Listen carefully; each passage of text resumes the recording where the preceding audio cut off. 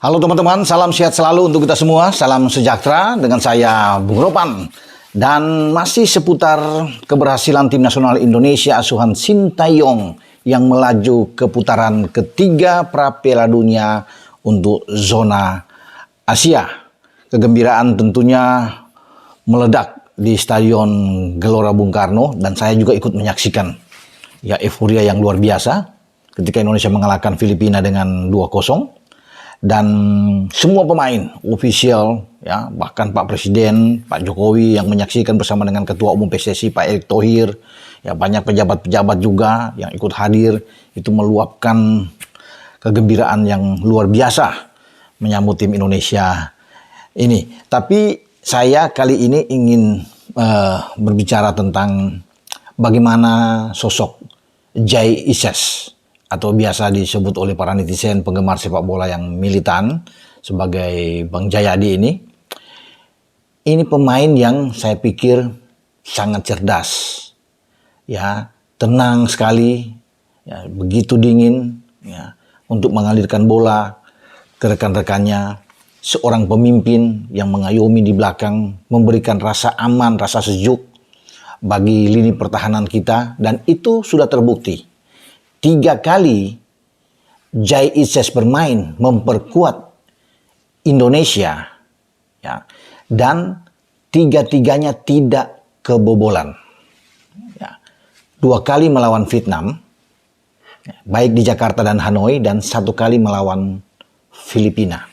Sayang dia tidak bermain melawan Irak. Dia baru datang memang sehari sebelumnya dan dia duduk di bangku cadangan. Tapi STY tidak memaksakan dia bermain untuk menjaga kebugaran dia. Setelah dia tampil bersama dengan Venezia dalam babak playoff di Serie B untuk menuju ke Serie A. Dan Venezia sudah lolos. Luar biasa kalau bisa melihat penampilan dari Jay Ises. Ya, saya pikir ini sudah terbiasa karena dia bermain dengan tekanan yang luar biasa ketika di Serie B. Itu tidak mudah.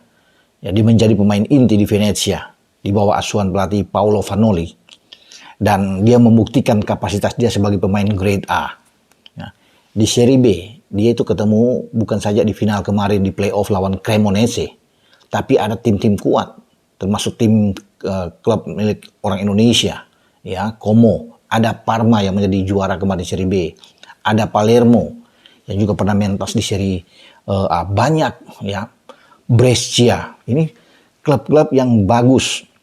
Dan ketika dia dimainkan di Indonesia, saya pikir kita beruntung mendapatkan sosok Jay Ises ini. Makanya saya itu menjuluki dia sebagai sang jenderal. Mestinya STY itu memberikan ban kapten terhadap Jay Ises. Kalau bukan Tom Haye, dialah pemain yang paling pantas untuk bermain. Karena kita butuh sosok pemimpin, leader di dalam tim. Dan ada di Jay Ises. Lihatlah bagaimana sepanjang lapangan. Dia memberikan semangat. Hernando Ari membuat kesalahan, dia tetap mensupport, terus membangkitkan semangat kepada Hernando Ari, kepada Rizky Ridho, kepada Justin Hopner. Selalu dia berbicara bagaimana untuk menenangkan di belakang, ya, menggalang pertahanan yang begitu kuat, menjaga daerah, mematikan lawan. Dan ini yang luar biasa bagi seorang Jay Ises. Dan dia sudah membuktikan itu, apa yang dikatakan dia bahwa keyakinan dia untuk membawa Indonesia lolos sudah menjadi kenyataan. Ya. Jay itu bilang bahwa memang agak kita berhadapan dengan situasi yang sangat sulit di putaran ketiga karena tim-tim bagus. Namun dia sangat yakin dan percaya dengan kemampuan tim Indonesia, apalagi kalau diperkuat dengan beberapa pemain lagi yang akan masuk. Ini satu hal yang baik. Ya, tidak perlu lagi kita bisa memperbincangkan, mempertentangkan pemain naturalisasi dan sebagainya. Mereka sekarang sudah nggak ada. Sudah diambil sumpah dan sah menjadi warga negara Indonesia. Jadi dia pemain Indonesia saat ini. Jadi kita melupakan itu yang bicara-bicara yang agak lain dengan seorang Jay Ises dan kawan-kawan. Ya, termasuk Tom Haye, sang pahlawan yang membuka keran gol pertama ke gawang Filipina. Nah, dan selain Jay Ises tentunya, ketika saya memberikan dia sebagai julukan sang jenderal, itu Tom Haye juga sang profesor.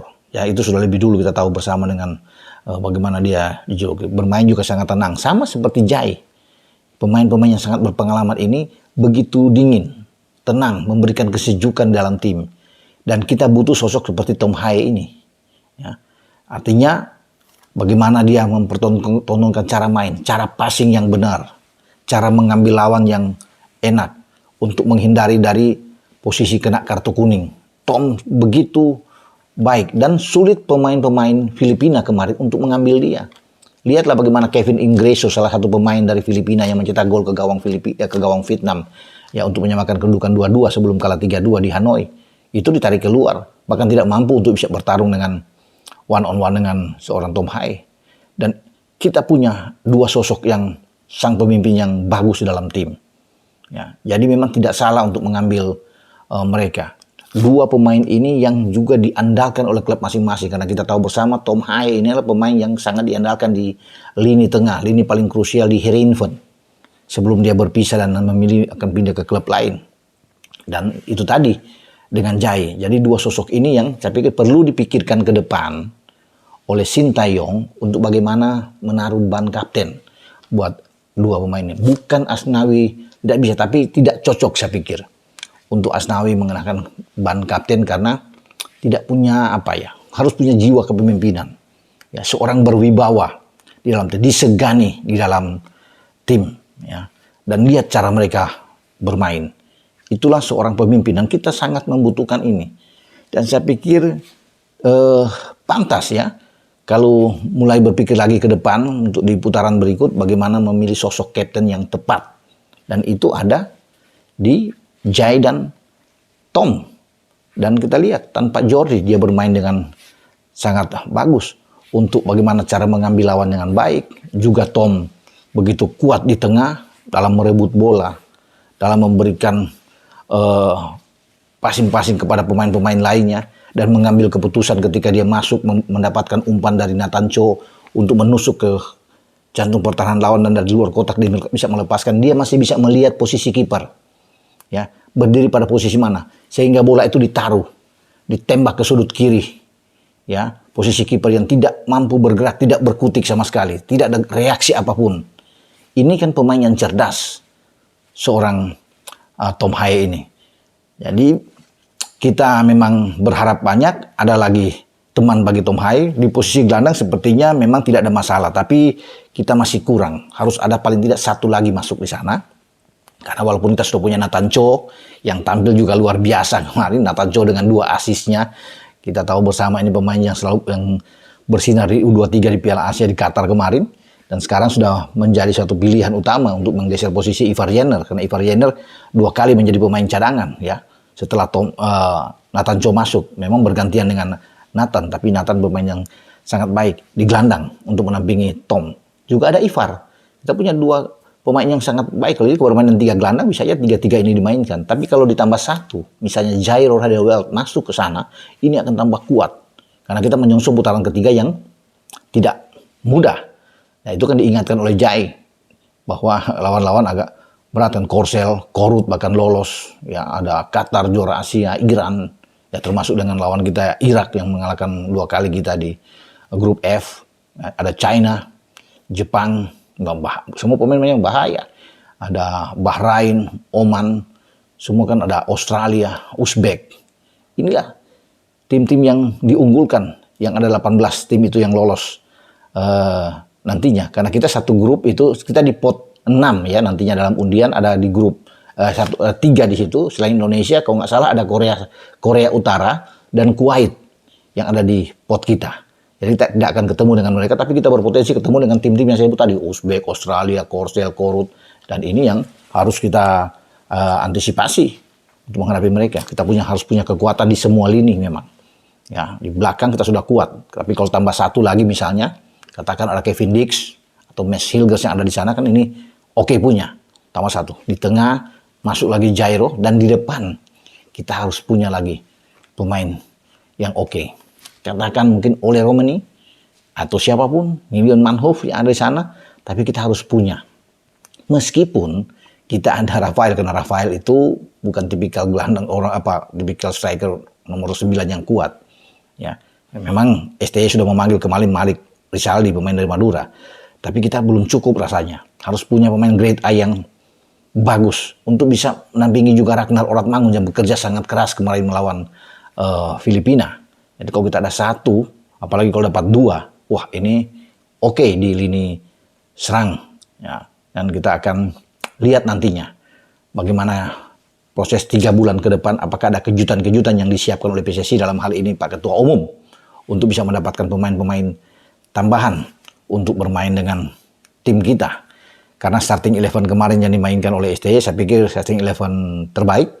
Ya. Dan kita punya banyak pilihan. Jadi opsi itu banyak. Ya, jadi antara pemain cadangan dan pemain intinya itu tidak beda jauh. Karena kemarin kita bisa melihat di pemain cadangan itu ada Ivar, ada Sandy Walsh, ada Sain Patinama. Kan ini pemain-pemain yang oke. Ada Yakob Sayuri juga di dalam sehingga kuat kalau ditambah dengan beberapa pemain lagi yang mantap. Saya pikir kita akan mampu bertarung dengan Korsel, Korut, Jepang bahkan. Ya, karena kita sudah juga bertemu dengan Jepang di Piala Asia kemarin dan kita cukup memberikan perlawanan sengit buat Jepang walaupun kita kalah dengan 3-1.